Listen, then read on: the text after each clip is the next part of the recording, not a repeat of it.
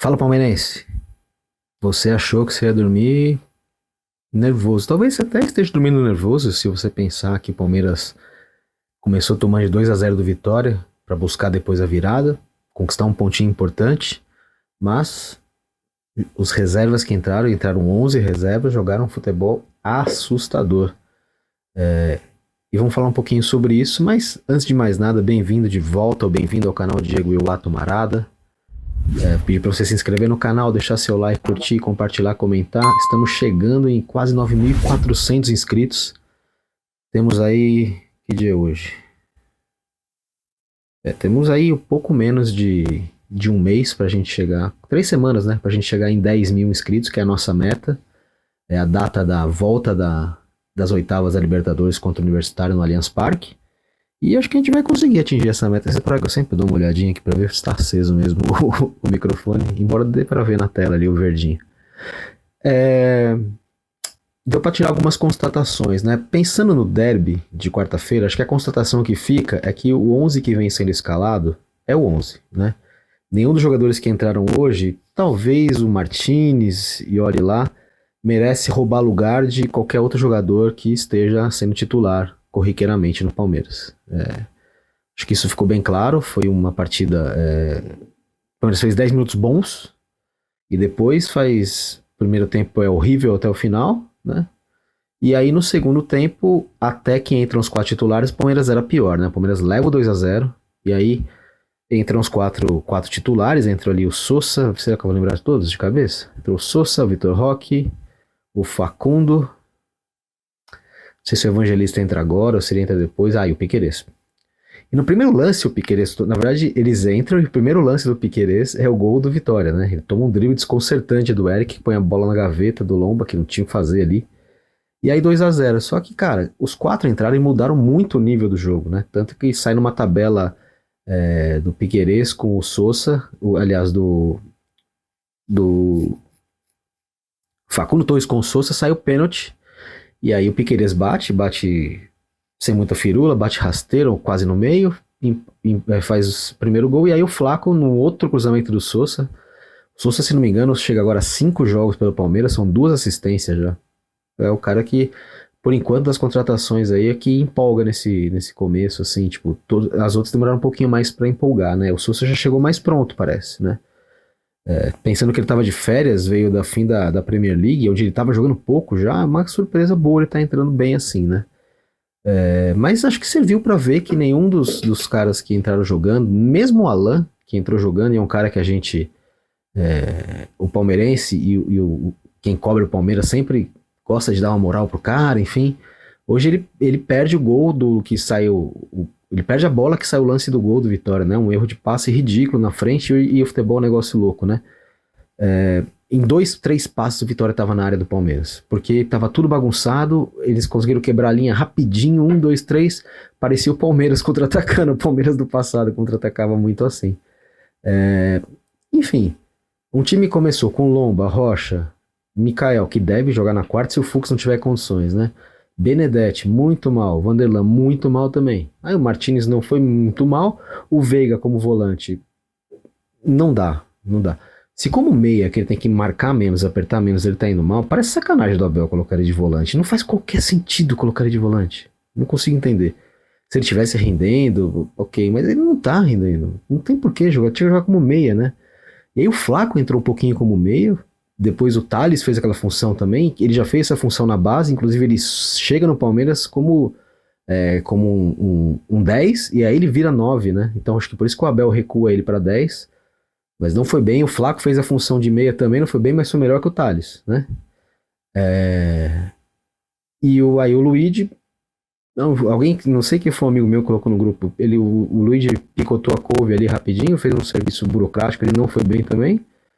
Não fez uma boa partida, né? Enfim. E aí o Palmeiras ficou, né? Ficou o Alan também, como já tinha citado anteriormente. E aí mesmo dominando o jogo no começo, né? O Palmeiras não faz gol, mas chega a um empate, cara. E esse empate, ele traz algumas conclusões negativas, né? Também. Precisa contratar mais um zagueiro. Precisa trazer um lateral esquerdo. Precisa trazer mais um 8. Não tem outro 8 além do Lucas Evangelista hoje, né? O Martínez, o Aníbal são muito 5. O Alan não sei se eu queria muito que ele virasse como 8, acho que vale dar mais experiência, mas tem que trazer esse 8. Precisa trazer um meio de armação também, porque o Maurício está sem reserva agora, o Veiga não está servindo nem para ser reserva do Maurício. Todo respeito à história do Veiga, que é ídolo, é palmeirense, é super vitorioso, é jogadoraço, não tá dando para contar com ele. Então tem algumas contratações a serem feitas aí. Lateral esquerda, não tem como. Vanderlan não tem como, cara. É muita diferença do Piquerez para ele, mas assim, é muita, cara. É um cara nota 9 e um cara nota 6,5. E parece pior ainda porque ele tá competindo com o Piquerez pela vaga, né? Então faz ele parecer pior do que ele já é, né? Porque não é grosso de bola, mas também não contribui muito, né? Não tem muito falar que a contribuição dele é grande, também não é. Então tem isso para fazer. Tem essas mudanças para mexer, tem que trazer esse lateral, cara. Não pode contar com o Vanderlan para momentos agudos do ano, cara. Não dá para contar. Mas somou um pontinho e em pontos perdidos o Palmeiras continua no segundo lugar, né? E pensando no derby, pouca coisa sai a não ser o fato de que o time tá pronto. O time é aquele, o jeito de jogar é aquele, tem que ir pra cima do Corinthians desse jeito, que foi lá na Neoquímica. Com a diferença que tem que nessa pressão inicial, como foi hoje, esse domínio inicial, converter em gol logo, né?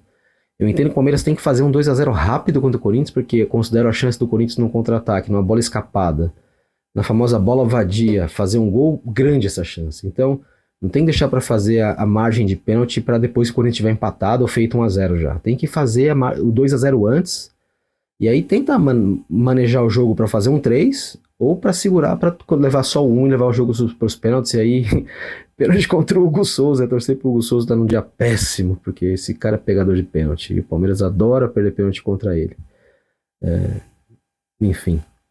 E, pô, mais uma nota, cara, é tão chato falar isso, mas porque, cara, mais uma vez o Abel abandona uma entrevista coletiva com a entrevista acontecendo. Tem muito torcedor que fala, é isso mesmo, a imprensa não tem que perguntar. Cara, a gente tá lá perguntando, acima de tudo, porque a gente escreve pra você, torcedor. É pra você que a gente escreve, não é pra gente, né? O nosso objetivo é simplesmente levar a notícia pra você. Então, pô, quando o Abel não responde uma entrevista, quando o Abel não responde uma pergunta, abandona uma entrevista, ele não tá respondendo pra você, torcedor. É pra gente, a gente fica ali tomando a patada de graça, mas é pra você que ele não tá explicando por que ele faz o que ele faz, por que ele colocou o Veiga de segundo volante, por exemplo, uma pergunta que gostaria que fosse respondida em um dado momento, né? E eu já disse, particularmente, eu me dou muito bem com o Abel, assim, nunca fui destratado em entrevista. Uma vez que ele quis me destratar, eu comecei a rir, e ele começou a rir também, porque ele percebeu que ele estava passando totalmente do ponto e que eu não estava levando para o lado negativo. Eu comecei a rir porque eu achei engraçado. Ele tentou dar uma resposta meio patada, eu fiz assim com a cara, ele começou a rir também. Mas, cara, pô, por outro lado, né, isso mostra meio como é que tá o emocional lá dentro, né? Os caras estão mordidos, cara. Os caras estão tão putos com o que tá acontecendo, assim, em termos do... Assim, parece que os caras não digeriram ainda o Mundial, parece que não digeriram nem o Paulista perdido, sabe? Parece que os caras estão com alguma coisa entalada na garganta. E o Abel, principalmente, né? Pô, ele deve estar muito puto de ter jogado 7,5 na Bahia, agora voltar pra São Paulo. O Abel tá chegando no momento em que ele se queixa assim, tipo, puta, mas o oxigênio é invisível, como é que eu vou respirar um negócio que é invisível? Pô, a luz ilumina, como é que eu vou fazer com essa luz que ilumina? Tem uma luz que não... Sabe, ele tá começando a questionar coisas, tipo, daqui a pouco ele vai reclamar da lei da gravidade, sabe? São realidades, cara. O calendário é assim, os campeonatos são assim. Não adianta se reclamar todo dia, cara. Não vai mudar. O futebol brasileiro é como é, tem que melhorar, melhorou muito, mas, cara, não adianta se reclamar todo dia da mesma coisa, cara. Isso chama neurose, né? Enfim, se esse nervosismo se traduzir como sangue nos olhos para eliminar o Corinthians na quarta-feira, que ótimo. Continue não respondendo as perguntas, né? Acho que o torcedor vai gostar de continuar sem saber. Vai ser ruim para a imprensa, mas para o torcedor, se as classificações e as vitórias vierem, o fato é que esse Palmeiras ele tá perto de um ajuste. Ele tá perto de um ajuste. Que uma um possível revés na quarta pode vir a acontecer, não estraga essa evolução, porque tem uma evolução acontecendo, né? E que se esse nervosismo do Abel for porque ele quer que isso aconteça, beleza, mas se for porque ele tá cansado, saco cheio, pô, cara, fim do ano tá aí, Espero que você mereça a sua renovação. Porque se você merecer, significa que você merece, né? Agora, renovação por uso capião, acho que parece que essa ideia foi meio abandonada no Palmeiras. E que permaneça assim, por enquanto. Acho que o Abel tem que estar com sangue nos olhos para mostrar que ele merece essa renovação. Se sim ou se não. Ou se ele quiser ir embora também, que vá. Mas tem trabalho para fazer. E ele tem chance de fazer um bom trabalho neste ano ainda. Basta ele querer. Obrigado por você que está aqui. Se inscreva no canal. Deixe seu like. Vídeo novo todo dia. Todo dia tem vídeo novo. Ative o sininho para você receber a notificação, porque todo dia tem um vídeo novo. São vídeos aqui curtinhos para a gente debater coisas pontuais, coisas conjecturais, às vezes trago informação de setoristas de outro clube, enfim. Vem aqui conversar com a gente no canal Diego Iwata, o Marada, beleza? Vejo você no próximo vídeo. Um abraço.